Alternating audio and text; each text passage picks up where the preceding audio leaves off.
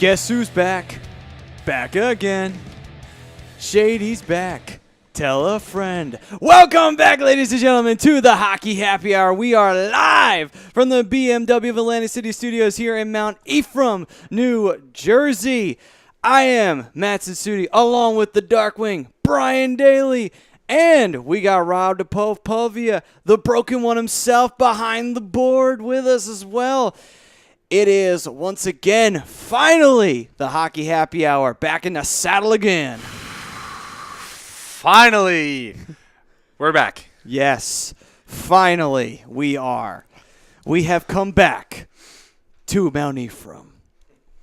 And with that being said, it is time for us to jump into the Philadelphia Flyers season. It's been a little bit. Flyers have gone through, some ups and downs, to say the least, and have had some peaks and some valleys. And they've had some great debuts. Getting started, of course, is Nolan Patrick coming back. Obviously, coming back from his concussion. We have other really phenomenal players stepping up and making a difference on this team. Obviously, top line, Jake Voracek, Claude Giroux, we're just seeing this top line starting to put it together again. Just a top line in general. Going into tonight's game, had about 55 points in the first, 18, 19 games of the year. That's asinine. It's ridiculous. Yeah, I know. That is crazy, right? It's just been amazing. It's been amazing to see that top line. It's been a little frustrating, though, to see some of the injury problems that have really started to hit the Flyers. The injury bug has decided to make itself at home in Philly right now, but hopefully that will change as the season goes along. I don't want to hear about injuries right now, bro. I know. You're dinged up, too. I got it. Dinged up is putting it nicely. Okay. Jesus. I was trying to be polite, damn it. Jesus. Do you want me to say that you're fucked? Because I could say that, too. We are not fucked. I'm going to tell you that right now. All right. Well, it is still early in the season. In a little bit of trouble. All right. Yeah, we're definitely back. We are definitely back. All right. So, without any further ado, though, I want to let you know who sponsors this bad boy, and that is the Scanzano Sports Center, located at 5 Carnegie Plaza in Cherry Hill, New Jersey. You give them a call at 856-889-3434 or visit them on the web at www.scanzanosports.com. So, with us being back, we've already got somebody chatting in on the YouTube already, and it's from Mr. Pootie Tang saying that don't know shit about hockey, but I want to support A2D, but I'm willing to learn as well. And guess what? We are more than willing to teach. We have no issue with that, and we do appreciate the support for A2D Radio. This is where real talk happens in sports, not the bullshit you hear on the national broadcasts and the worldwide leader of you-know-what. I mean, we are the best in the business. That is right. Support us. Yes, absolutely support us. So, folks, with that being said, just giving you guys a quick update before we dive into the Flyers and what we've been seeing so far this season. Flyers are up 2-0 on the Winnipeg Jets right now, and hopefully it can stay that way because I absolutely hate the Winnipeg Jets. They are disgusting. Yep, we got a few people chiming in on Facebook already. We got Ryan Brodo. Welcome back, guys. Their main problem is lacking consistency. We got Lenny Robinson chiming in with secondary scoring. Mike Mataraki and Tommy Arnone both going with inconsistencies for the Flyers. And that's I know when I made the question, I was trying to be a little bit more. But it's kind of a slam dunk, when you think about it. It has been inconsistency when you put it all together in a lot of ways. It's been inconsistency not just from the secondary scoring, but he is right. Secondary scoring has been a little inconsistent at times, been a little wonky. But overall, though, there has been inconsistencies. Goaltending, of course, and defense, shockingly, but injuries have been the major problem there. It has been inconsistent, and that's the big issue that is hurting the Flyers right now. Well, for me, it's a mixture of everything, and that's clear. That's very clear. But to me, it's secondary scoring. Outside of the first line, you're not really getting any scoring from anybody.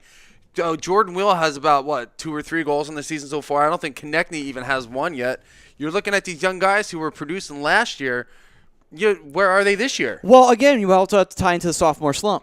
I know a lot of people would say, is that really a thing? I think it is, honestly, because Shane Gostisbehere went through the same problem. You know, he's doing better now than he was last year. So, I mean, I think it's honestly true. Sophomore slumps do exist. I mean, they definitely do exist. I'm not gonna. I don't want to use it as an excuse though, because these players showed last year they can play. Okay, yeah, and I will say that is no excuse. All right, I agree with you on that. There is no excuse for poor play. Yes, you could say, oh, well, you know, okay, sophomore slump. But yes, you should be playing well. You are an NHL level player. Not only does the club have faith in you, they put you there in your rookie year, and Konechny only spent 1 year in the minors and wound up on the Flyers. So yes, there is belief there. And by the way, one of our favorite fans in the whole world, David Roska's chimed in already. Hey, what's up, David? How's it going, Dave? It's good to see you again. And he is saying, I am sick of injuries, and what's up, boys? What's up, David? How's it going out there? Dude, nobody likes injuries. And there's no other team out there that's more hurting right now than the Anaheim Ducks, missing Kessler for about 2 months. Getzlaw for about 2 months. Kessler's coming back around Christmas time along with Cam Fowler, and there's some other guys out there, but those are the big names, and it's really starting to show in their play that they're missed sorely. Yeah, I mean, overall, though, as the season goes along, the more those injuries come off, it'll get better. It's just all a matter of time with that. That's the same thing with the Flyers. Flyers, you know, slowly getting off the injuries as well. Nolan Patrick was coming back. This is his first game back tonight, which is huge for the Flyers. I'm a little worried, though, because I don't want concussions to become an issue with him. You know, and that's how concussions start. It starts with one, and then it can tailspin out of control. Next thing you know, he can't really play as well as he used to, or right. He may have to cut his career short like a Lindros or like a Correa or anybody like that who wound up having to leave the league way too early because of injuries such as concussions. Right, and to be 19 years old, and I was at the game, he got his bell rung. When he was skating back to the bench, lights were on, nobody was home. So hopefully he's good. Hopefully it's something that the Flyers won't have to worry about. But unfortunately, this is a contact sport, and unfortunately, at some point it's going to happen again. But like you said, hopefully it's something that's not going to cause any long-term issues. Yeah, because concussions are a funny thing. You know, you think that, like, all right, he got his bell rung, but he'll be all right. And then, you know, he goes out for a few days or a few weeks, and then he's back. And then later on in the season, he starts having headaches, he starts having problems, and then next thing you know, he can't be on the team because he's just not able to function. And you don't want to see that happen, especially to a young athlete like him who's got a world of talent. Doesn't matter if you're a Flyers fan or not. You don't want to see somebody cut down like that in the prime. You really don't. I mean, I'm not going to lie. When I heard that Rocco Gudis got his bell rung a little bit, taking that elbow, and I believe it was the Arizona Coyotes game. I think it was.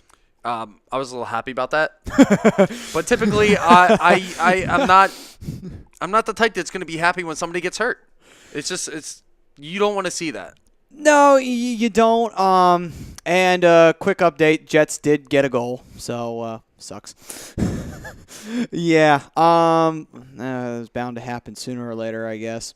Who scored? I am not sure. I'm actually going to go find that out right now. And once I do, I will let everybody know. But in the meantime, talking about what is the Flyers' main issues. And again, you got a heart bag, and I understand what you're saying about secondary scoring, but I feel like that falls under inconsistency. You know, when you think about it, inconsistency is very much an umbrella topic when you talk about it. Like inconsistency in goaltending, which has been the longest problem that we've had for the longest time, albeit Brian Elliott. He's had good games, and he's had bad games. Not all of it's his fault sometimes. Sometimes the defense has left him out on an island. Where have we seen that before? You know, with almost every Flyers team for the past 5 or 7 years. Pretty much. And it's not all his fault, but sometimes he does show signs of age a little bit. And I think that's a little bit of a concern moving forward. Being as though me and him are the same age, I'm kind of taking that one a little personally. Oh, come on. It's different in hockey. But yes, you should. No, he's definitely lost a step.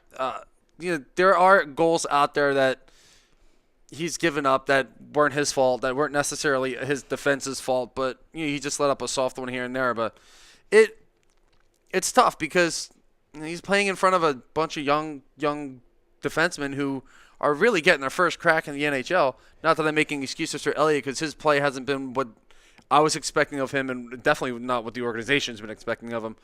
But look at the bright side. It's not like you paid Ilya Bryzgalov money to get him. No, You're only that's true. paying him $2 million. That's true. I mean, yeah, when you look at it that way, it is not as big of a deal as people would say. But the thing is, though, is that it's kind of funny. In some ways, people might say, like, well, yeah, but in that case, why wouldn't you just keep Steve Mason if you're going to get the same kind of level of play? Well, because he's going to cost you more money. Yeah, and then that's true. I will say because was here longer, so that would tie into that. To answer the mystery question of who scored for the Winnipeg Jets, Matthew Perrault scored, and that's his second goal of the season. And Armia and Myers were on the assist on that. So that is a quick little update of what is going on with the Flyers and the Jets right now. So hopefully the Flyers can beat the Jets. Like I said, I absolutely hate this team. Well, I mean, after taking the 2 shutout losses to Minnesota, you really want to see a rebound game against Winnipeg where they come out and Absolutely.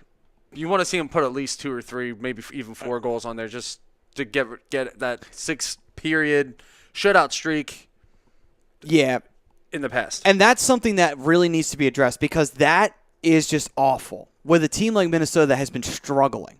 And when you wind up putting up two goose eggs, not one, but 2, that speaks volumes. And yes, Devin Dubnyk had himself one hell of a home and home.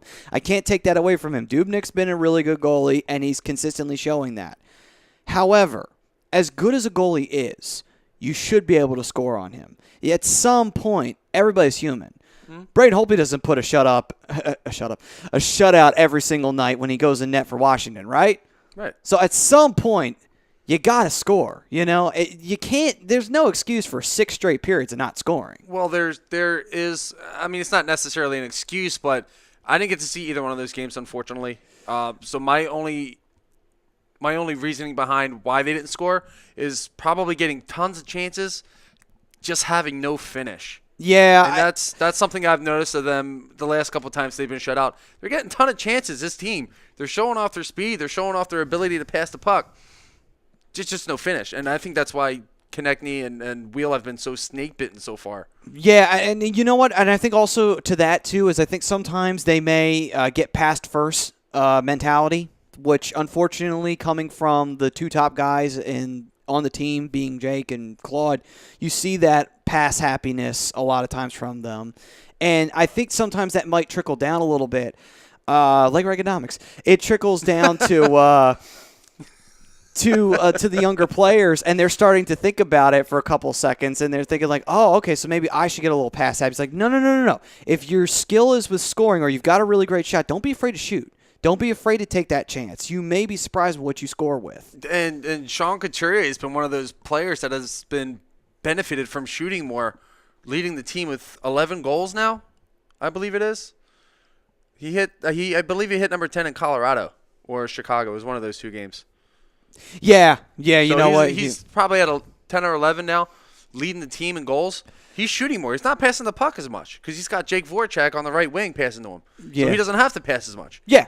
And that's a big benefit because now he's starting to reap the rewards of that. Right. Now, one thing, though, this is actually kind of odd. I noticed this as I was watching the Chicago Flyers game in Philly because we played like garbage in Chicago. But we have the longest home winning streak currently against the Blackhawks. So, like, that's our longest home winning streak right now. Yeah, it's about 15 games now? Something like that against the Blackhawks. I'm like, really? Like, this team, out of all the teams in the NHL, the one that's won 3 Stanley Cups in the last 7 years is the team we've beaten the most at home currently. Yeah, believe it or not, I mean, before Taves and Kane, Chicago wasn't really a good team. So, yeah, you had your Tony Amontes, and that's really it that's coming off the top of my head. I believe Jeremy Roenick spent some time there back when he first came into the league. But, you know, shit happens. Some teams just can't play well in other arenas unless it's Game 6 of the 2010 Stanley Cup Final. Oh, okay. And you're Patrick Kane. All right. Says the guy whose team could barely win a Game 7 against the Edmonton Oilers. Fair enough. And also choked in the Western Conference Finals. Fair enough. Frank Vespi's chiming in on Facebook Live. Welcome back, guys. Inconsistency has been their main problem. Yeah, again, I think it's a slam dunk answer for me. It has to be inconsistency because that's the main killer. That's the main killer of anything you do. You have to be able to put a consistent performance. Even if you're not feeling your A game, your B game should at least be solid enough to where you could say, you know what? If we're going to get scored on, we're only going to get scored on maybe once, twice, tops, and we have a 90% chance of winning the game. If you can pull that off as your B game, then you have hit your perfect stride because you're not always going to have your A game, and that's understandable. But your B game has to be at a good level to where you can at least withstand tough teams if you got a tough stretch coming up. And the Flyers will have tough stretches going down the line. No, absolutely. I mean, to me, they're lucky they got the home and home against Minnesota early because Minnesota is going to be one of those teams. Once they get rolling, I think they're a tough team now. They're a team that's going to get stronger. And their defense is their main source of how good they are because they're a defensive style team. Ryan Sutter is one of the best defensemen in the league, and he's the leader of that core. So obviously, you're going to have guys mirroring Ryan Sutter. So if they play like Ryan Sutter, they're just going to be disgustingly good. Well, I mean, they have a good leader in that fashion, so Yeah, do you think I could have said his name anymore? I think I said it like 7 times. 6 or 7. Yeah. It's about Allen Iverson when he was saying practice amount. Like we talk about practice. We talk about Ryan Sutter. We're talking about Ryan Sutter. We're not even Ryan Sutter. We're not even talking about a game. We're talking about Ryan Sutter. Not even a team, just Ryan Sutter. But anyway, David Rosca chiming in, Canadians, it's not doing good. I guess that's a comment on the Montreal Canadiens. Yeah, the Canadians are bombing right now. They're to me, they're one of the most upsetting teams in the league right now. Well, I mean, this actually isn't the first time they did this, actually. The first time they did this was actually a few years back when they had, I believe it was Carey Price. He was out for almost the entire year, and the team just absolutely did terrible the entire year. They were like almost dead last in the East. That was just like, that's bad. And what that shows me is that this team can have really good seasons and have really bad ones. That's not a good thing to have. To have a streaky team that can go from worst and then be first. Like, for a team that's not bad. That doesn't make any sense. The talent's there. No, agreed. They're sitting at 8-9-2 on the season so far. So, I'm just reading the back of Rob's shirt. That's nice. Yeah. Yeah. Montreal's starting to figure it out. They started off the season 2-8, so they're figuring it out. But again, though, let's not brush that under the rug. Though they have been streaky. I mean, no, absolutely. Their goal differential is -16. So whatever their problems are, it's a defensive problem. Yeah, they need to fix it. They need to fix it now. They cannot wait till later to do this because if your defense isn't responding and is being streaky now, you really need to address that. Or in other words, how the hell are you supposed to do anything come trade deadline time, come playoff time, or come crunch time? Because as much as we say it's the beginning of the year, the All-Star break is going to happen before you know it. It's middle of November. I agree with you. With Montreal, I hear rumors of the Anaheim Ducks being involved in a possible trade. And I'm not going to get too into it. I was actually talking to David Rosca about this the other day about Anaheim trading one of their defensemen over to Montreal for one of their scoring forwards. So if they need the help, they'll get it. They'll get it through trade. And I got Tom Arnone chiming in a couple times, laughing at our Ryan Sutter bit, and he actually saying he actually agrees with Lenny. Secondary scoring hasn't been good enough. Yeah, and that's definitely true. I mean, secondary scoring has not been there, and it's been cold. There's no other easy way to put it. It's been cold. It has sucked. It's either Claude Giroux's line or nothing at all.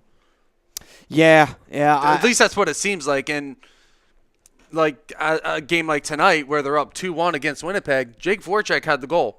Sean Couturier had the other goal. Where's everybody else? Everybody else needs to start getting involved. And like you said, it's November. Before you know it, it's going to be January. Before you know it, it's going to be March. Yeah, it's been weird with the Flyers. It's been kind of like one thing after another has either gone south or has fallen off. Yeah. The first problem was goaltending because we had no consistent goaltenders. We still really haven't solved that problem. We have prospects that hopefully can solve this problem. Man. And then to add to it, then the defense was a problem. Well, we have addressed that issue. Now we've got the prospects who are up in there right now, and hopefully as they mature and maturate, those issues will go away. And now it's the scoring, and it's just like, oh my God, it's one thing after another. You cannot seem to get everything going at one time. Well, I mean, I'm sure Rob can attest to this. I've been saying since I've been on the show, secondary scoring, depth scoring has never been something the Flyers do well. I mean, let's see, the last time they had really good secondary scoring was I want to say 2010 when they went to the Stanley Cup final. I think 2011 because it was pretty much the same team. It's just a little bit spruced up. They didn't get far, but still. But yeah, still same range. Not all different. Yeah. It was still a team that was sporting Mike Richards, Jeff Carter. We had guys like Kima Timonen was on defense who could score. Chris Pronger. We had who else was on the team? I'm blanking on most of that roster. Danny Briere, Jesus. Mr. Playoff. Yeah, Mr. oh my Playoff. God. Like, I literally named like 4 people yesterday when I was talking to somebody I was going to school with. And, and me and him talk about Flyers all the time, and I literally named 6 people off of that team, and now all of a sudden I'm blanking. What the hell's going on? And then Simon Gagne.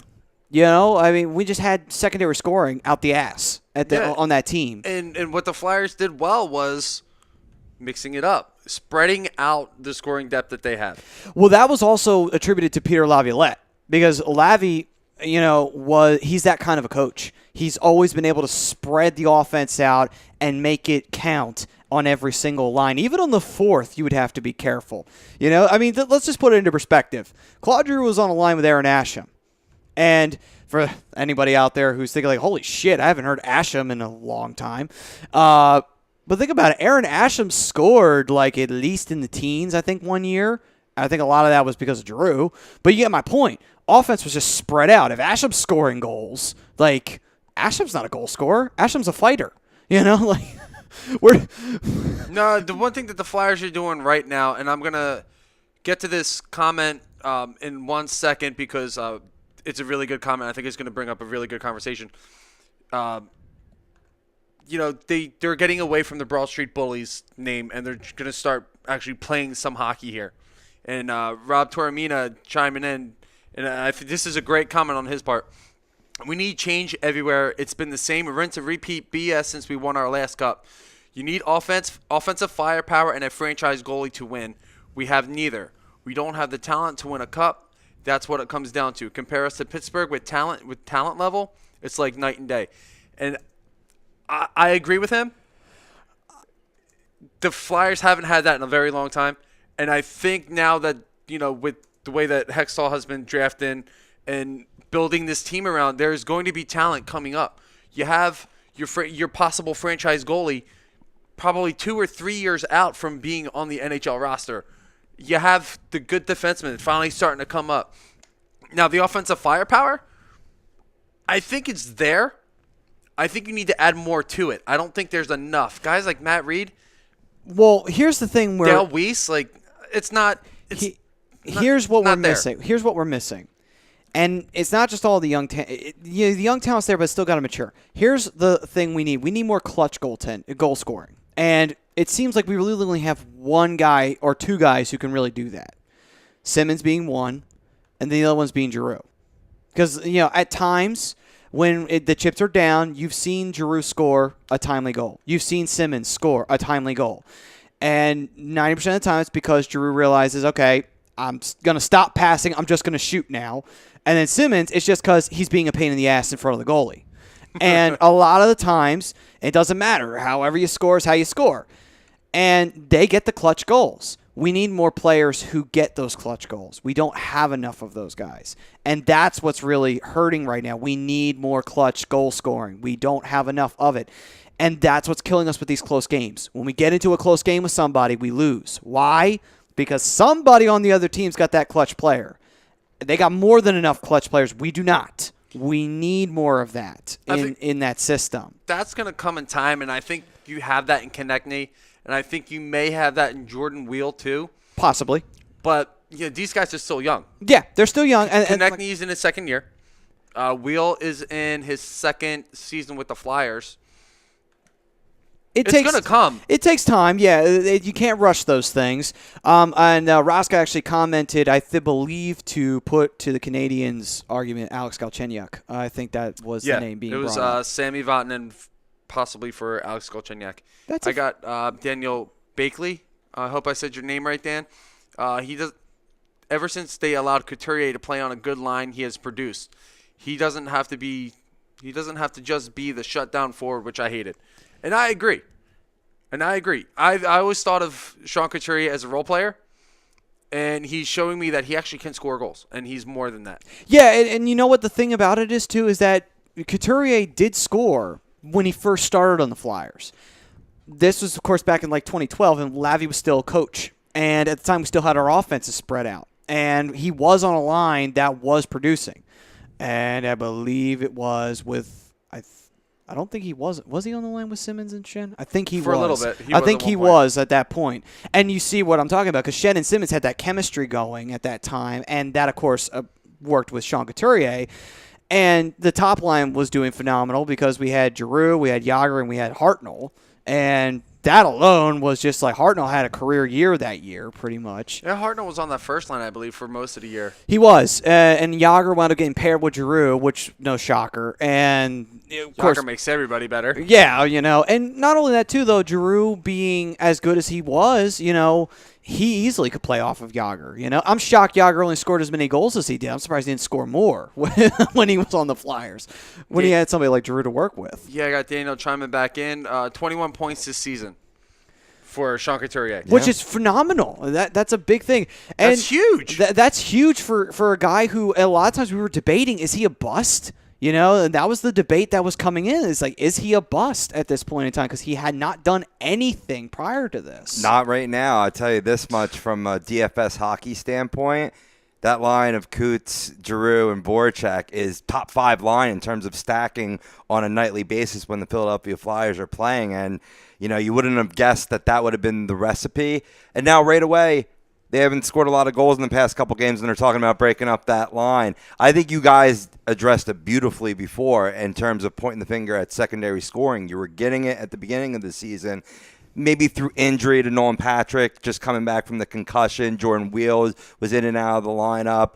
Defensively, you saw Andy McDonald get knocked out, and this is a guy that we were praying for that injury, but when he's gone, you see the hole that's left behind, even with all these young pups or whatnot. So, I think it's once you get these lines, like the fourth line with Lear and Lawton and Raffle, excellent energy line. That's one that you're going to see, not from game 1 to game 82.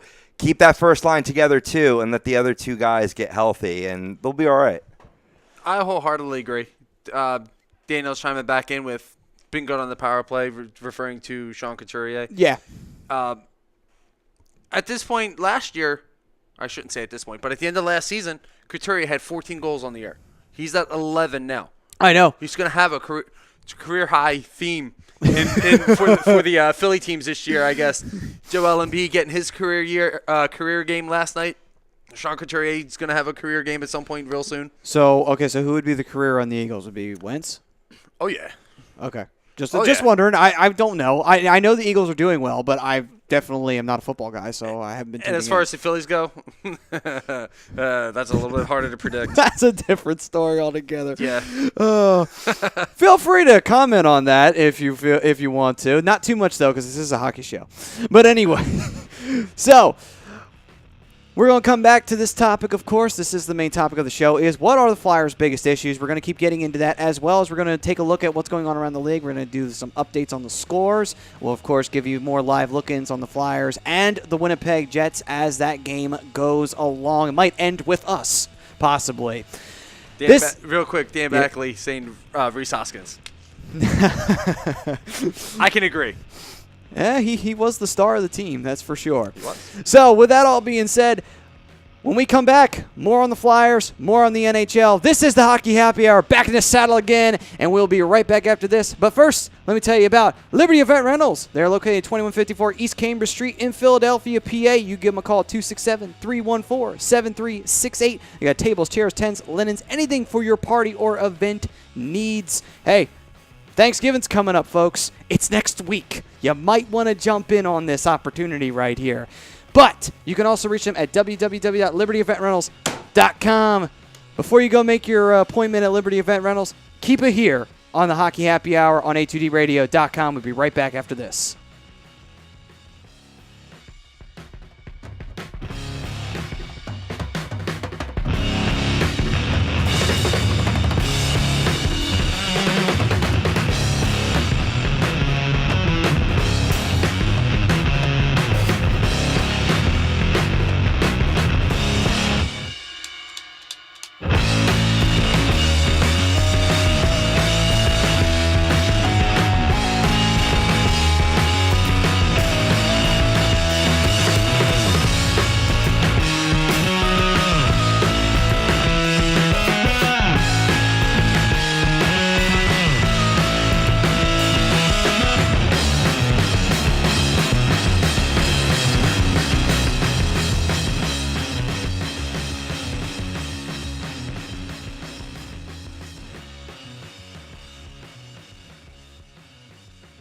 Hi, folks. Bob Mannery here. You're listening to A2D Radio, real sports talk radio for the fans, by the fans, no agenda.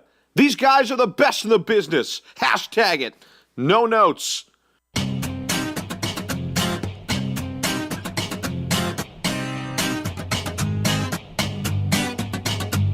A2DRadio.com is proudly sponsored by Gibson Mayer LLC Certified Public Accountants. Gibson Mayer, located in Yardley, PA, is a leading accounting and business consulting firm with a proven track record of handling critical issues with expertise across many different industries, including construction, distribution, hospitality, manufacturing, real estate, service trades, merchandising, professional services, and professional athletes. Give them a call at 215-369-3300. That's 215-369-3300. Your initial consultation is always free, and if you tell them that Tom and Mike from AM and the PM sent you, you'll receive 15% off all income tax services completed by February 15th. That's Gibson Mayer LLC Certified Public Accountants, 215-369-3300, or visit them on the web at www.gibsonmayer.com. That's gibsonmayer.com.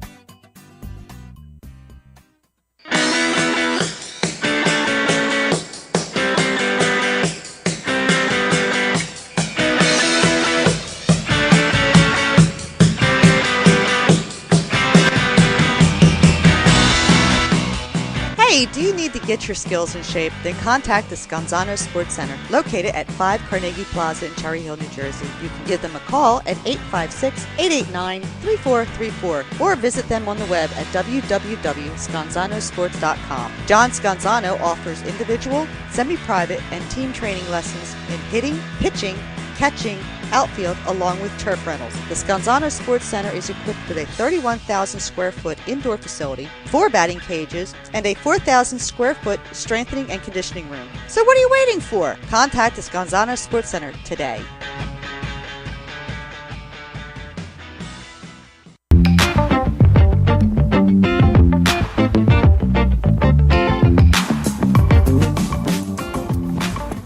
A2DRadio.com is sponsored by The Sports Outlet for all your sporting needs. Located at 703 Black Horse Pike in Glendora, New Jersey. Give them a call at 856-939-2030 or email them at sportsoutletnj@comcast.net or visit them on the web at www.sportsoutletinc.com for all your sporting needs. The Sports Outlet.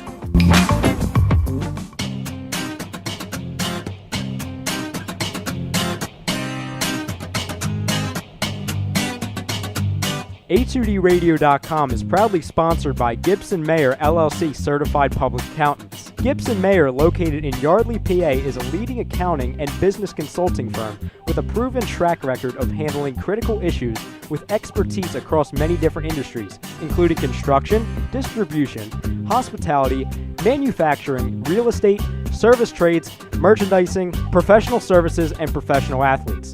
Give them a call at 215-369-3300. That's 215-369-3300. Your initial consultation is always free, and if you tell them that Tom and Mike from AM and the PM sent you, you'll receive 15% off all income tax services completed by February 15th. That's Gibson Mayer LLC Certified Public Accountants, 215-369-3300, or visit them on the web at www.gibsonmayer.com. That's gibsonmayer.com. You're listening to the Hockey Happy Hour, only on A2DRadio.com.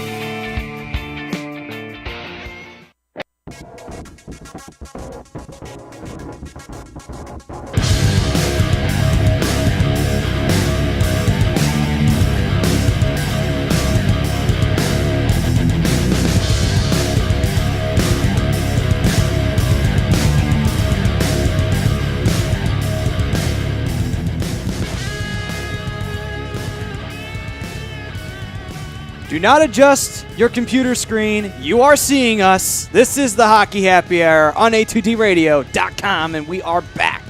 And we are brought to you by Sports Outlet for all your sporting needs, located at 703 Black Horse Pike in Glendora, New Jersey. Give them a call at 856-939-2030. Email them at sportsoutletnj@comcast.net, or visit them on the web at www.sportsoutletinc.com. All right. And now, with that all out of the way, I'm Matt Sassuti. This is Brian the Darkwing Daily. We got Rob the Broken One Povia behind the board.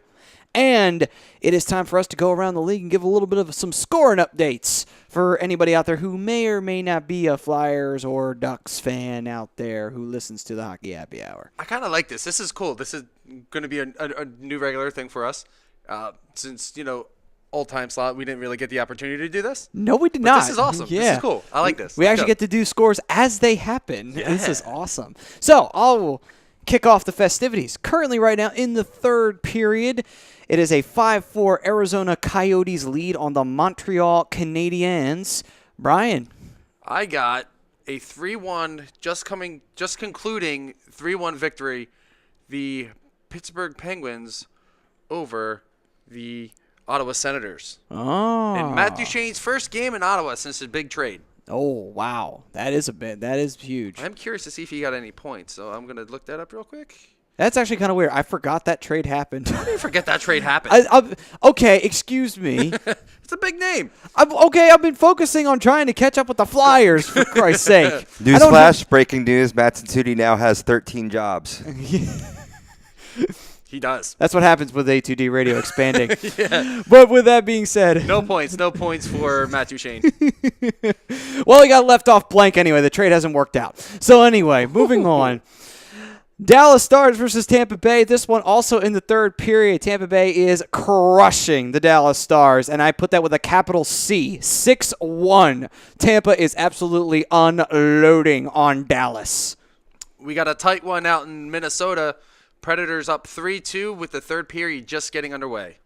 Meanwhile, with the third period also just getting underway, the Flyers and the Jets, our beloved Philadelphia Flyers, are still currently holding a tight lead of 2-1 right now. I got the Colorado Avalanche currently upsetting the Washington Capitals 2-0 early on in the second period.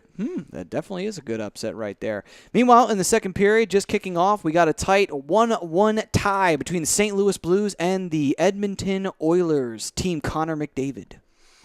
This game just getting underway, just roughly about a minute and a half into the game. We got the Golden Knights versus Vancouver Canucks at a tie score of 0-0. Oh, wow. You know what they're calling Connor McDavid now out in Edmonton? McBroken? McJesus. McJesus. That's probably going to be like their new Big Mac meals out there. It's going to be the McJesus. That's why in my articles I'm starting to start like a little thing for the East Coast and Philadelphia Eagles fans with Carson Christ. I like that. That's He a good is. one. He's a coming savior. Yeah, that should be a hashtag now. That should be a hashtag for all Eagles fans. Hashtag, what was it? Carson Christ, was it? Carson Christ. All right. Yeah, make that a new hashtag. Actually, I think A2D needs that. Hey, Tom, everybody who's on the social media, Ryan, please make that a thing. Please. Carson Christ. We did it first. We called dibs. No one else can have it. Nobody. Looking at you, ESPN. We know who you are. Moving on. Thief. Yeah. Meanwhile, Boston and Los Angeles have yet to get kicked off. That matchup will begin at 10:30 for all you Kings and Bruins fans out there. We also got the 6-9-2 Florida Panthers kicking off. Well, dropping the puck against the San Jose Sharks for a 10-6-0 at 10:30. That's actually going to be on a NBC network. Well, the Florida Panthers are dropping something besides the puck, but that's a different story. Meanwhile, the New Jersey Devils took a loss, which is always pleasant to hear, to the Toronto Maple Leafs in a very close game in overtime. 1-0. Yeah, 1-0. That's In a game that Austin Matthews was not in.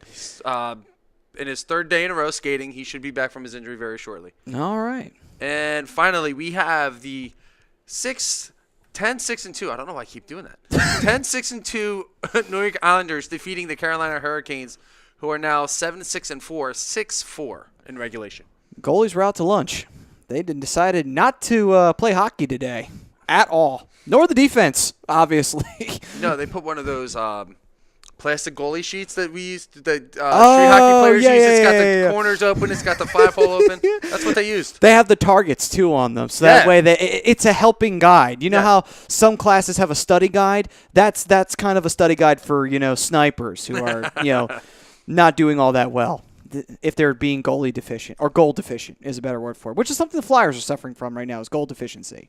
It's like vitamin C. You need to have it. It's critical. So true, though.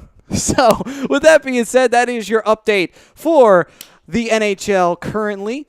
And it's now time to jump right back in to the Flyers and everything that is going on with Philly right now, besides, obviously, the game being 2-1 right now. I want to ask you, Brian, and Rob, you too as well.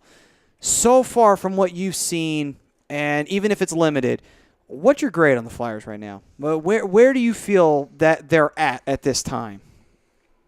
I think that I would put them at like a C+, B- area.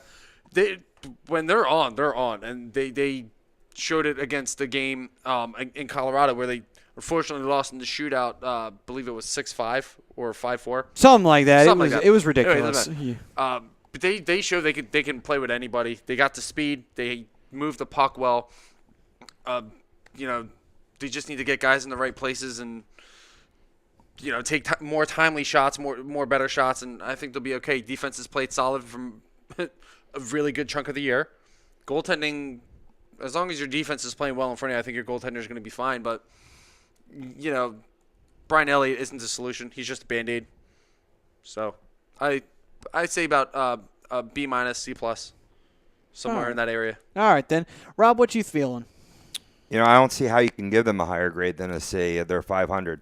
They're 8-2 right now, 18 points, last in the Metropolitan. I mean, it is a tough division, eerily being led by the New Jersey Devils, who saw that coming. But it's a long season, and it will be a long season. I think they'll improve upon this grade as the season goes on, because if you're watching the games like I've been blessed to have a little more time to do these days, and the effort's there. In terms of the errors that you were seeing be made last year on behalf of the coaching staff, on behalf of the players that are still remaining here, plus the new additions, you're seeing definitely a higher level of play. Now, coming into, say, the last 10 where they're 3-5-2, before that, they were leaning more towards that B. They were a little more healthier then. I think getting Nolan Patrick really solidifies your center iceman roles on this team, and there's definitely a lot of time to improve this grade. These are just like early first quarter, not even midterms yet. So it can happen, but as of right now, the problem they're having, and you see it even with the front line, the top line that's been putting up all these points, that's been DFS darlings, you got to finish plays, and they're not finishing plays, and they're not finishing games, and it's it's great. You can have all these moral victories, but that doesn't equate to wins, and that doesn't equate to points. I think they can at some point, but right now, I mean, it's a young team. I like that they're going through all these little bumps in the road now versus February, March, April, getting closer and closer to playoff time. Agreed, so, that's kind of why I gave them that B-, C+ grade too. So where I'm sitting is I would give them a solid I'd give them a solid C+, only because as much as they are a 500 team, it is kind of a fake 500 because they probably will have a winning record come the end of the year. I could see that. But I will say the inconsistency is the one thing that really stops them from getting anything higher than a C. That's the main culprit of why you have to be a C at this current time. You can't really go any higher than that. If you're inconsistent, you're inconsistent. It's a C. And that's why I bring up a team like the Devils who aren't supposed to be in there. There's other teams, Carolina, Columbus, right, that could make some noise in this division that aren't supposed to be there. Now, I was supremely confident that this team would lock up a wild card going into the season. And based on what I've seen on the ice, nothing has shooken me from that except teams like the Devils eating up spots. So if you're not getting the W's, yeah, you're going to be on the outside looking in, much like Brian Daly thought.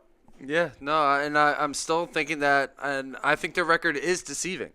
They are a better team than their record shows, but the only difference here for me is just all the young mistakes that these young pups are making, and of course they're going to make them. Most of them are rookies and sophomores, so the mistakes are going to happen. It's just they still have to mature a little bit. But that's the beauty of it, though, because when you think about it, last year Ivan Provorov was making rookie mistakes. Konechny was making mistakes, but as the season got older, they got better, and those mistakes started to fall away, and you started to see better play from them.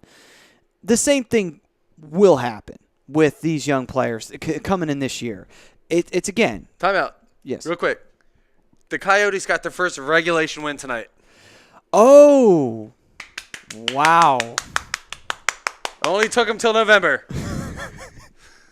I think that's actually a really great achievement, too, in the history of the Coyotes. They'll put that up. They'll put a banner up for that because, quite frankly, they have nothing else to put a banner up for. And meanwhile, Vegas can't lose in the desert. Yeah. They can't lose at home. I mean, I think they finally did, but, I mean, they had a long stretch of winning there.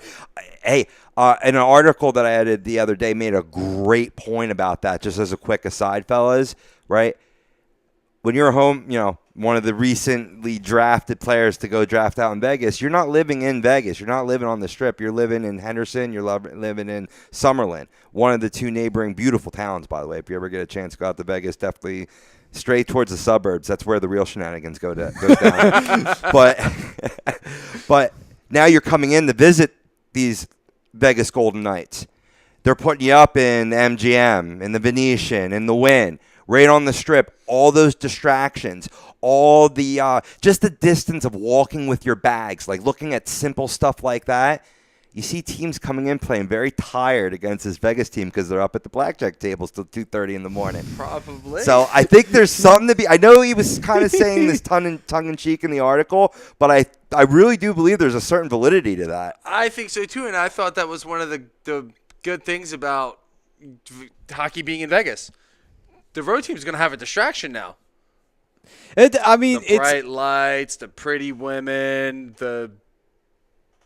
I don't know. The slapping of the cards to get you the pretty women. No. Yes. Is that what she's slapping? What are they? No, there's all these guys straight. They pay him just to slap the cards. As soon as you look their way, they put in like 10 in your hand before you even know what happened. And they're all like, call this escort service, call that escort service. Don't be alone tonight. Spend your winnings on us. That's a better way than I was going to put. You can get an escort for the night and do what you need to do in the city of sin. Yeah, and she can slap your deck. All right. So with that being said, By the way, thanks David for the update.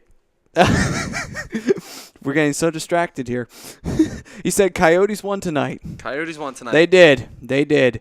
I mean, actually, to be honest with you, I really do think it is worthy of an applause, like Rob said. It is an amazing feat of accomplishment that Arizona finally could get a win in regulation. November 16th, 2017. Mark- Arizona gets their first regulation win. Mark that shit down. That is the moment when you realize that the Arizona Coyotes can win in regulation. Or it's the moment that you realize that the Arizona Coyotes are still in the NHL. Probably more of the latter. But anyway, so going into the Flyers here, getting back into them, the schedule that is coming up for the Flyers as the Flyers currently still playing the Winnipeg Jets, which let me take a look here at the live feed that we have. Still 2-1. So, yes, the Flyers are still holding on to a very precarious lead. And moving on, they will be facing the Calgary Flames on Saturday afternoon, this coming Saturday, which actually I think might help the Flyers in this matchup, only because with time zones being a little strange with Calgary, that might actually help the Flyers. I know they don't have a good history in afternoon games, but most of the time it's because they're facing fellow East Coast teams, which the time zone doesn't change at all. I think that might help them in that regard. You might face a tired Calgary team. It would really benefit them if Calgary plays tomorrow night, and I'm not 100% sure off the top of my head if they do. Well, let's see. But if they're going to travel on a Friday night to play on a Saturday morning, which I don't think they'll do. I don't think the NHL is that cruel. This is the NHL, though. It could still benefit them because, like you said, the time zone jump, and it does play a huge effect on some of these teams coming in. And not only that, too, I mean, but still, though, that's not saying that, there's a win because, you still got to look at the team. Still Johnny Gaudreau's on the team. You got Backlund, you got, Brouwer, you got, Sean Monahan. Yeah, Sean, First-year goaltender Mike Smith, who's shown in Arizona that he's a top-flight goaltender. Yeah, I mean, Yager, who's already got a goal, 4 assists in 9 games. So, my God. Yager's showing he can still play. Yeah. Matthew Tkachuk, 4 goals, 9 assists, 18 games, Jesus. Is it wrong to say that I think he's better than his father? I think it's a little early. I think it's premature to say that. It might be a little premature, but I don't know. From what I've seen from his play, I think he's better than his dad. I don't know. I'm not going to buy that one just yet. Let's see what happens in like 3 or 4 years from now. Let's see where he's at then. If he's definitely up there by that time, if he's at that level like a Patrick Kane's at, because he's showing signs of it. If he's already there by next year or the year after that, I would think, okay, yeah, he's probably better than his dad. But I think it's a little premature to say that. Just my opinion. I think a little premature. It's fair enough. But you see these comparisons all the time for specific players, guys like Connor McDavid. Oh, Connor McDavid's the new face of the NHL. He hasn't even played a game yet. Same thing with Sidney Crosby. All these guys. I'm not going that extreme, but I'm just saying. I think Keith Tkachuk is nothing compared to his son Matthew. Well, I think he has the potential to be better than his dad. I believe that. Well, but, Max Domi's better than his dad, so okay, it's yeah, but it's possible. All right, but how hard can that be? Well, at least on the scoreboard, it can't be that hard to be better than Ty Domi. Yeah, Ty Domi wasn't known for scoring. On the score sheet, yeah.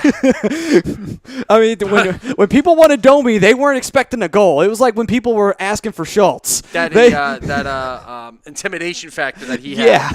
They weren't looking for a goal. They were looking for a fight. He had a rivalry with Donald Brashear for a reason. I love that. That's a great rivalry, too. Donald Brashear and Ty Domi, the two baddest animals in the hockey jungle at that time. I don't think there was any two people badder than those two. Nope. Try it. You can't find one.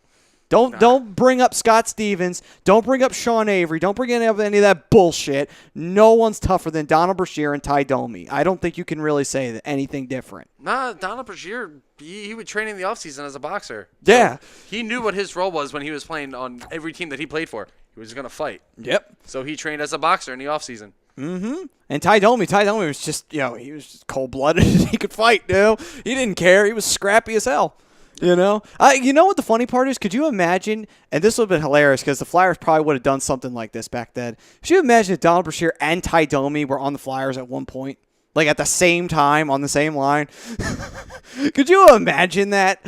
I could just see teams just cowering in fear the moment those two hit the ice if they were on the same team together. That's not just on the Flyers. That could have been on any team. No, true. David Roska brought up a interesting question. He said Houston's going to have the expansion team which isn't set in stone yet. I just know that Gary Bettman has had. Maddie's having a breakdown. Anyway, Gary Bettman has had conversations with the Houston Rockets owner out in Houston, and he's very interested in bringing an NHL team to Houston. Now, nothing's set in stone, but the question here is why not Hartford? Why not bring the Whalers back? Very easy answer: the market. It's not a very big market there. That's the honest answer. I hate to say that because the Whalers did have a rabid fan base, and they loved the Hartford Whalers out there. And the Hartford Whalers had cool jerseys. Let's just call it they had an awesome, cool look to them. But no one could rock neon green like they could. But anyway. I did like the blue jerseys better. Okay, yeah, they were a little bit more hockey sensed, but still the neon green. Very few teams can walk into a town and be taken legitimately with that look. Very few. But still, it's really the market. The market exactly what it is the reason why, I think that's another reason why Quebec hasn't seen a team. It's because of the market. And the sad part of it is that that's really still not a viable excuse with Quebec because it's a Canadian city. And that second time, you could have a money-making machine if you had a Montreal team and a Quebec team in the same league again. Because think about that. The rivalry that would be re-sparked out of that would be phenomenal. Very few rivals were as vicious as Montreal and Quebec was. Very few. I mean, if you look at it, and I realize this isn't exactly the same, but it's similar.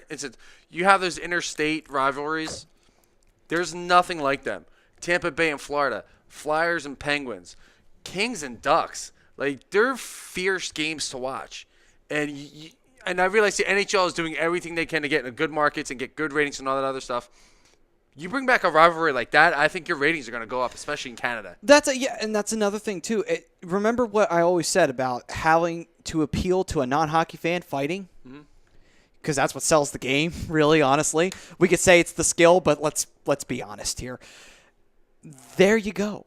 There's the answer to all your problems. Have a fierce, nasty fighting of a rivalry between two teams that absolutely can't stand each other. Why is it that Wednesday night rivalry is so much fun to watch? Because you pick the right games. Now, albeit sometimes they absolutely get it wrong. Sometimes they do. Because Chicago and Philly is not a rivalry. I'm sorry. One Stanley Cup final does not make a goddamn rivalry. That's the same thing with the Red Wings. One Stanley Cup final. One. And it's a rivalry all of a sudden? That doesn't make any fucking sense. No, dude, I'm with you. Sometimes the rivalry games they get wrong from time to time, but you're right. No, rivalries equals ratings. And I think you put a team in Houston, you're going to get that final West Coast team, and you're going to get that interstate rivalry between Houston and Dallas. It's not going to be. It's not going to be the same. It's not. No, it's not going to be as fierce because the fan base isn't going to be there unless Houston comes out like a house of fire, like Vegas. Like Vegas, and manages to do big things in their first season. It's going to be really hard to sell. It's already hard enough to sell Dallas. The Stars.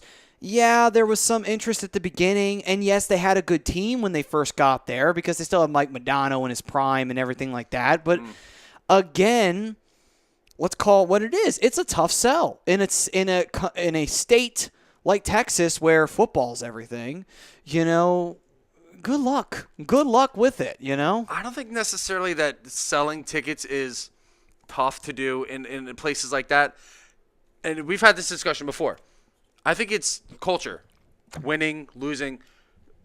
Any city you go to, no one's going to pay to see a losing team. Which is why Dallas has fallen off so badly, because Dallas was shitty for so long. Bingo. Dallas is fun. You had a good team a couple years ago when they got the first seed in the Western Conference. They sold out just about every game. Yeah. A couple years later, they're not selling out because they're not winning like they were before. Well, think about it this way. Why did the New Jersey Devils wind up not being a flop? Same thing. Because they wound up making the playoffs, as much as the frauds that they are. But still, at the same time, the New Jersey Devils wound up doing big things. And that's why everybody wanted to go become a New Jersey Devils fan. It's like, oh, there's a team in the state of New Jersey. Shut the fuck up. You're either Flyers or you're in New York. Stop trying to be a fraud, please. Seriously. New Jersey was built on wanting to be other states. Keep it that way. I happen to think North Jersey's full of frauds, so... Oh, well, then, there you go. The problem solved. I hate North Jersey. I think a lot of people hate North Jersey. I don't think we're the only ones. Honest to God. Like, Rob, how do you feel about North Jersey? I don't know. Well, you live in Central Jersey, so you're closer to it than we are. I mean, am I supposed to sit here and say that New Jersey isn't the armpit of America? Because it certainly is. Yes. But it's my favorite state. It's where I was born. It's where I was raised. I love New Jersey, and I spent a lot of time up in North Jersey. And, a lot of us would say a lot about this about use. He's right. Okay. It depends on your perspective, but there's definitely people that like to front like they're sports fans. And they'll rock out the garb, and they'll talk the trash. And I'm calling out all Yankees fans ever. But you ask them, you go to have a sports conversation with them, and you realize that they know squadouche about nothing. And you don't see that as much in South Jersey. A guy could be completely arrogant, completely off base, but he watches every game and he knows his shit. So I will say that. Yeah, I mean, I agree. I agree. can't disagree with that. I agree 1,000%. I mean, feel free to put in a comment. What do you think, North Jersey or South Jersey? Which one's better? Oh, I wonder what will win. I mean, considering we are in the heart of South Jersey, so I'm guessing South Jersey. But we're on the internet. We're on the internet. We're reaching out to people like David Roska, who may not have an opinion. Just saying. I don't know if he's been to Jersey. I wouldn't come, but still. But you know what? Actually, I wouldn't necessarily say New Jersey is the armpit of America. You know what New Jersey is? It's this. It's the middle finger of America. Is every time you come here, anytime you want to do anything in Jersey, it says, fuck you. That's why. But that's a different story for a different time. We can talk about that later. So, we'll get more into the Flyers. We'll get more into what's coming up for the Flyers as we were talking about their Calgary matchup. We'll preview other matchups that will be coming in the week ahead. And we'll also do a little review of what we saw against other teams and what we've been seeing in certain patterns for the season. I don't think we've addressed it a little bit, but we'll get into it a little bit more here on the other side.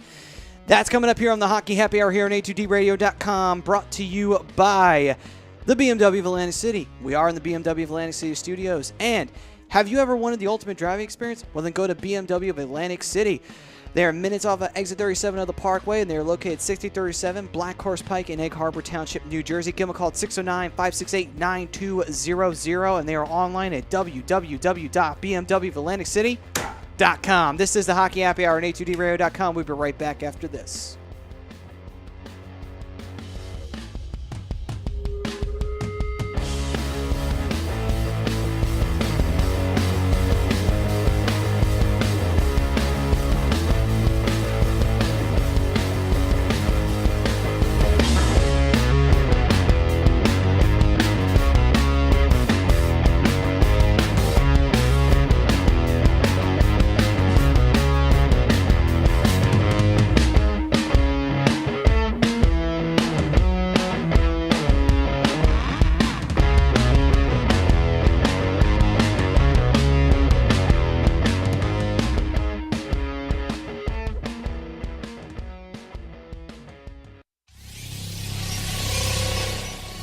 You're listening to the worldwide leader of Real Talk, A2DRadio.com.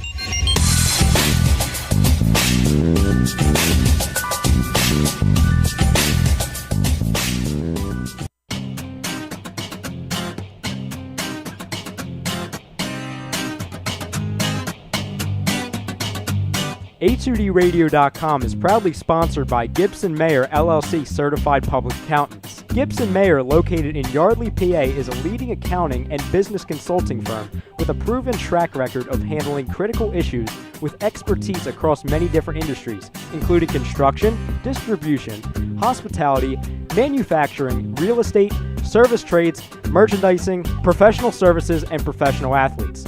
Give them a call at 215-369-3300. That's 215-369-3300. Your initial consultation is always free, and if you tell them that Tom and Mike from AM and the PM sent you, you'll receive 15% off all income tax services completed by February 15th. That's Gibson Mayer LLC Certified Public Accountants, 215-369-3300, or visit them on the web at www.gibsonmayer.com. That's gibsonmayer.com.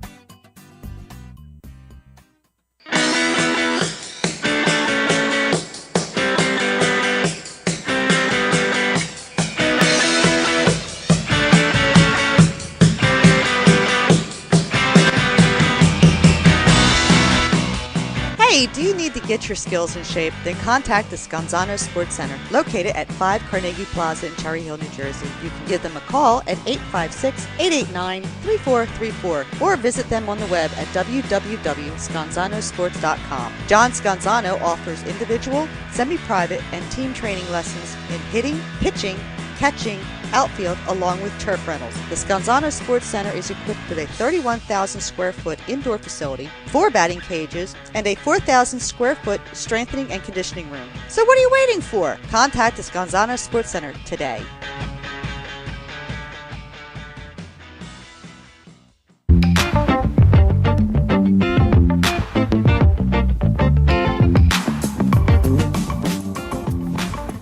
A2DRadio.com is sponsored by the Sports Outlet for all your sporting needs. Located 703 Black Horse Pike in Glendora, New Jersey. Give them a call at 856-939-2030 or email them at sportsoutletnj@comcast.net or visit them on the web at www.sportsoutletinc.com for all your sporting needs. The Sports Outlet.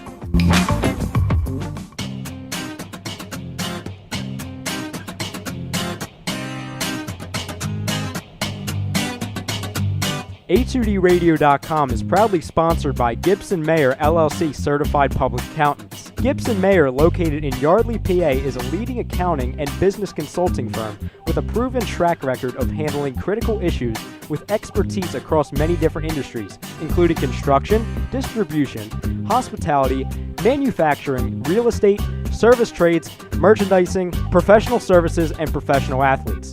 Give them a call at 215-369-3300.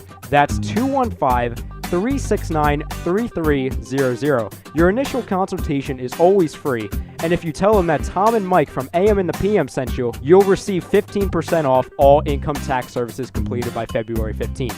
That's Gibson Mayer LLC Certified Public Accountants, 215-369-3300. 3300 or visit them on the web at www.gibsonmayer.com. That's gibsonmayer.com. Hi, folks. Bob Mannery here. You're listening to A2D Radio, real sports talk radio for the fans, by the fans, no agenda. These guys are the best in the business. Hashtag it. No notes.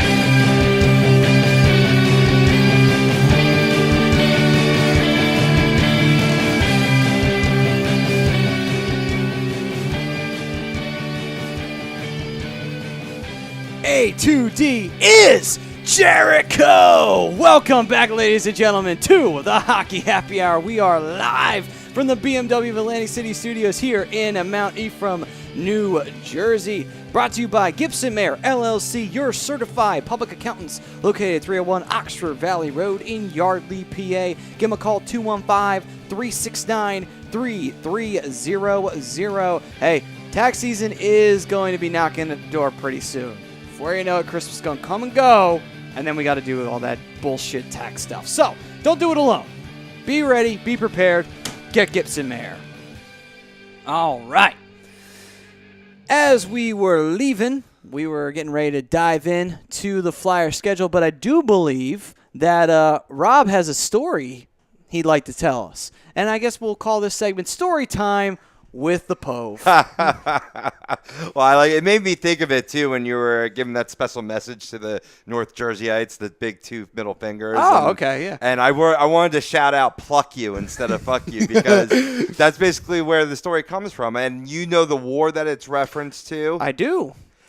Go ahead. Oh, it is the 100 Years' War. The 100 Years' War, where they would take the archers, they would capture the archers, and they would basically cut off their middle fingers so you can't pull your bow, and basically thus decapitate their main form of defense or just attack or whatever side of the coin that you were on or whatnot. So anyone that escaped the clutches of whatever imperial ruler that was being fought in that particular war, It would be France. France. Yes, we don't like the French, except if you're Pierre-Edouard Bellemare. He had a gorgeous move the other day. All gorgeous.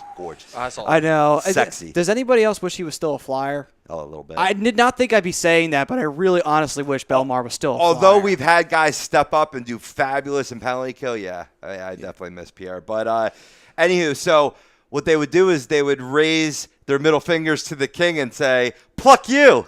And that's how it started. I don't know how true this story is or not, but a guy told me. Apparently, though, it's funny. My history professor had said something about that, and he had, and he wasn't sure if it was factual or not. So we looked it up in class, and it actually is 1,000% factual. They actually would do that. So, and to give anybody a little basis, it'd be the English who would do this to the French because the English had a longbow, and it would actually do devastating effect on the battlefield against the French. So, to respond to the king from cutting off middle fingers, be, fuck you, still got it, still can kill you. So, with that being said, a little history lesson and a little story time with Mr. Pove. We now jump back into hockey. Brian. Real quick, we got under a minute and a half left to go in the third period. Flyers are still up 2-1. Nice. And also, we got some breaking news during that break. Oh, what is that We got breaking news? Some big news. Does it involve any bones breaking? No, it does not. Okay. It involves a huge signing for the Columbus Blue Jackets, inking It does? Cam Atkinson to a 7-year, $40 million contract. What? Don't rip my hoodie. No, it's Cam Atkinson signs a 7-year deal with the Columbus Blue Jackets. Well, you got to lock him up. Great signing, yeah. Great signing. Got him relatively cheap too. 7 years, $40 million. That's what, roughly. I don't know math. I need some math friends. Teach me math. We got 45 seconds left in the third period. You're in the wrong room. I'm not good with that. So, Neither Rob, am I. are you good? Anymore. Are you good with math, Rob? No. No. All right, wrong room. Wrong crowd to be asking that. Hey, Dave, are you good with math? Just out of pure curiosity, if you are, please help Brian. Help poor Brian 7 here. times 4 is 28. 7 times 5 is Brian, stop. Smoke is 35. coming out of your ears. This is not good. $5.5 mil, something like that. I don't know. $5.5 mil a year, I don't know. roughly. Sounds right to me. Yeah. Despite Well, what think about it. 7 times 6 is 42, and then you just divide from there. Despite what these glasses may say, I am not a mathematician. I don't know this shit. It's roughly 5.5 mil a year. It took me a minute, but I got it. All right, congratulations. Well, Brian has figured out algebra. It's a healthy raise from the $1.175 million he's currently receiving. So I guess both sides win here. Oh, that Definitely. sucks. What? The Jets just scored. Mark Scheifele scored 44 seconds. Pull the goalie. Pull the goalie. I need a minute. Well, I guess I'm never gonna watch hockey with Matt. And yes, it is a $5.75 million per season. 5.75. Yep. Okay, Mhm. I was close. I didn't want to pull out the calculator, so I just went to Google News. Mark Scheifele getting his first goal of the year with roughly 45 seconds left to play. Suck it. God damn it. See? This is what I'm talking about. Inconsistency. God damn, man. It doesn't help that the Flyers didn't score since the first period. No, that didn't help either.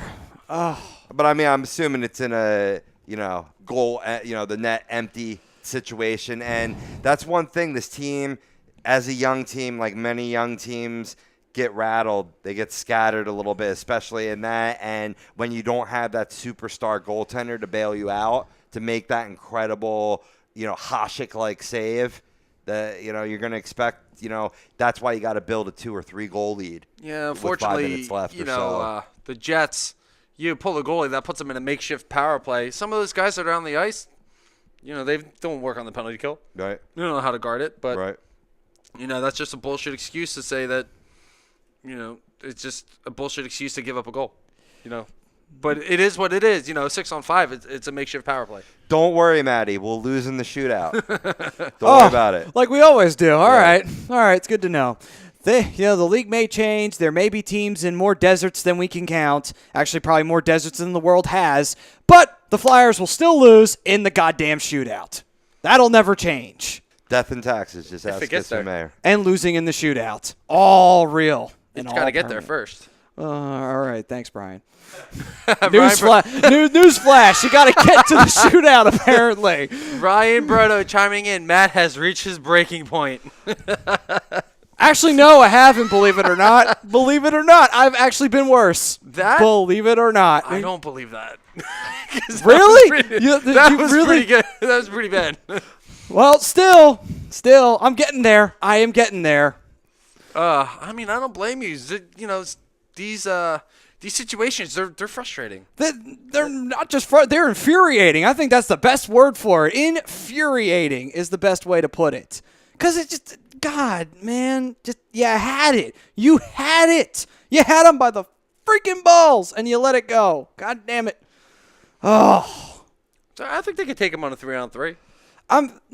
Okay, fine. If they win in overtime, awesome. But at the same time, though, that is still not good. Like, come on. Give up a 2-0 lead, and you damn near lose the game. But still, I'll take the win, but still. On brighter news, in the football world, Pittsburgh's up 23-17, 5 minutes left to go in the third. So your future new co-host, Mike Kleinkoff, is pretty happy right now with the Pittsburgh Steelers. Awesome. At least somebody's happy. I mean, it's not hard to be happy when you're a fan of Pittsburgh. Let's just put that out there because, quite frankly, after winning 2 straight Stanley Cups, it ain't that hard. And it's also not hard to jump to that team, by the way. So for anybody out there who thought about being a fraud, which Mike, he's not. He's not. You know, throw that out there. He is not. He's a real, true Steel City Sun. We'll put that out there. Looks like but the anyway. Flyers put Simmons, Couturier, and Provorov out on the 3-on-3 versus Mark Scheifele, Blake Wheeler, and I don't know who that is. Morrissey? Oh, yeah, Morrissey. Yeah, I don't know who that is. He's one of their he's a better defensive. Isn't he a pop singer from like the 90s? Morrissey? No. Yeah, he's the fourth member of Hanson. Anyway. So, after that happened, debacle. Yeah. Back to the schedule that is currently going on here with the Flyers. Flyers, of course, are facing Calgary on Saturday at 1 o'clock for all those early risers or sleep inners, whatever the hell you are, or night owls or early birds, whatever the hell. Game against Calgary at 1 o'clock. And then the following week, the Flyers get to face the Vancouver Canucks at home as a 2-game homestand would end. And then they go up to Brooklyn to face the New York Islanders for another home and home, this time against the Islanders, as they will face the Islanders on Friday at Philadelphia at 4 o'clock. What is with these afternoon times? Seriously. A lot of the time during the weekends, they do the afternoon. The afternoon game against the Islanders is Black Friday. It's a Black Friday game. That's right. I forgot it is Black Friday. Oh, no, that's not. Yeah, everybody get ready. Get your guns ready because, you're going to need them. Thank God I'm not in that industry. I will say this, though. It's still not going to be fun. No, Just saying. it's still not going to be fun, Yeah. but even still. I'm just glad I'm not. For the industry you're in, it's still not going to be fun. Just saying. No. But anyway, besides our eventual postmortems that will have to be written for us that following Saturday, let's talk about these next games coming up because it's going to be a little bit of a rough week. I mean, Vancouver is a team that's kind of they're still putting it together. They're not doing bad. They're not doing great. They're kind of in the middle, which is fine. But also bad for the Flyers because Flyers have a tendency to lose to teams that they're not supposed to lose to. And I thought we were past this, damn it. Like, seriously, I thought we were past this. God damn it, and you pulled it. God damn it, you pulled it right back. You did it again. You lose to teams you're supposed to freaking beat. What the hell? Like, come on. And you beat teams you have no business beating, like the Chicago Blackhawks. For God's sakes. That's just what they do. The Flyers have done that for years, and again, that's another frustrating thing to watch is you beat the teams you're not supposed to beat, but you lose to the teams that you're supposed to beat. I get it. I know the Blackhawks just scored like 8 or 70 goals the other night, but before that, they were scoring 1.5 goals a game for the better part of 2 weeks coming into that game. Blackhawks have been hurting for offense, so, I wouldn't even mark that up as beating a team that you should have lost to. You know what I mean? All right, well, how about is missing that lineup big time. How about St. Louis? What can we agree with St. Louis? All right, we'll go with St. Louis. All right. 2 minutes left in overtime. All right. No one scored, obviously. Not yet. All right. And, well, Rob's got the whole live thing going on right now. Awesome. So. I'm the only one. And NBC Sports Philadelphia, man, live streaming. Yeah, I don't have the money for that. Who's got money for those kind of things? Ain't nobody got time. As soon as I said live streaming, it buffered. Beautiful. This is why you don't say live or stream in the same sentence or even together, because that's the moment it buffers. With that being said, though, this is going to be a very odd week for the Flyers. Flyers facing Vancouver, middle of the pack, which is not a good sign because, again, they lose to teams they are not supposed to fucking lose to. Yet, they go up against the New York Islanders, which are not doing bad. The Islanders are. So that actually might be beneficial to us. Vancouver's a team that I said this during the preseason. They're on the up and up. They're are showing it. I believe they're 9-7 on the year, which isn't bad for them at all compared to what they were doing last year. That is really good for them. Yeah, bringing in Sam Gagner has really helped bring up some of those the contributions of some of the younger players. Yeah. So, you think that Edmonton might actually, Sam Gagner was back on Edmonton last year, wasn't he? He was in Columbus last year. Oh, that's right. He was on. I forgot what team he was on. A blue team. Apparently, Rob is getting very into the Flyers Winnipeg Jets game, which I don't blame him, because anybody who has a pulse would be into this game right now and would be into the 3-on-3 overtime. Which, if you've never seen 3-on-3 OT, for anybody out there who is not into hockey, like Mr. Pootie who might still be watching, watch a 3-on-3 OT. You may fall in love with that more than you fall in love with the actual game itself. Just saying. Yeah, I know there's players that have. Oh man, Winnipeg's on the power play. God, 104 left to go in overtime. Who committed the penalty? I couldn't tell you. Rob might be able to tell you. Who committed the penalty? I'm just about to catch up to it. They just whistled it down now, of course, behind due to the buffering. Of course. Yes. Stupid buffering. Yeah, they're showing it now. I don't know. Oh, too many men on the ice. Womp, womp. That's what it was. I thought it was an offsides pass, but when it was whistled down, but apparently Konechny made contact with the puck moving into the offensive zone before Voracek got his left skate off of the ice. Well, I mean, the good news is, there's 12 seconds left? 10 seconds left in overtime. Oh, that's the good news. The other good news is we get to go to the freaking shootout. Anyway. Oh. This is when I wish I had video. Oh, man. Seriously. Well, you're up to date, but you can't say it. Right. I'm behind, but I can say it. Which is better? You tell me. I think I'd rather be behind and being able to actually see the game. Correct. Oh, my God. What is, again, though, too many men on the ice. What the hell? Come on, guys. Coots player of the game. Ryan Brodo, I love the live reactions to the game, by the way. And David Raska chiming in. I'm not sure I will ever visit New Jersey. Dave, there's nothing special here. Yes, you are correct 100%. Boo, don't listen to these people. What? Garden steak. Come get some tomatoes. Yeah, you come get some tomatoes. We're good for the garden stuff, but I mean, Jersey Shore, best beaches in the world. I was just about to say that. At least if you do come, you got to make sure you hit the beach. Although, wait a minute, he's in Arizona, so he can just go to California. Yeah, you can just go to California. I knew a dude that came to New Jersey for the summers that lived out just between in San Bernardino. And I'm like, what the hell are you thinking, man? Yeah, seriously. What are you thinking? Seriously, that makes absolutely no sense. Oh, my God. Every area gets tired when you live there. I'm sure. By the way, though, Flyers, really, too many men in the ice. What the fuck are you doing? Seriously. God, know your shift. Oh, my God. Was Voracek being slow? It really was. TK, Was it a lack of hustle? TK got a little antsy. I mean, okay, I can. Well, it was a break-off pass. You know what I mean? You gotta receive that pass. Right there. You got the game on your stick. That's up to Voracek to get his fat ass off the ice. He's not a fast skater anymore. He's still young enough that he shouldn't be losing his step, but I think he's lost his step. I mean, as well as this line has been doing this year, and certainly Voracek, a ton of assists, finally got his first goal or what have you, right? I kind of came to this determination last year. I think Voracek's just overrated. He's just not that good as you think he is. He had one moment in the sun, and people are like, oh, well, you just got to put people around him. You got to do this, that, you got to do that. He might not just be that good. He might be like, okay, average, good at best. Listen, good at best, yes. I mean, He's definitely overrated, but people want to see him as a goal scorer. He's not a goal scorer. He's a playmaker. He's shown that for 3 goddamn years that he can pass the puck better than he can shoot it. let's be fair. We made a terrible trade twice in that year. That was a terrible trade, though. Was it not? Jeff Carter? Really? Jake Voracek is on the same level as Jeff Carter.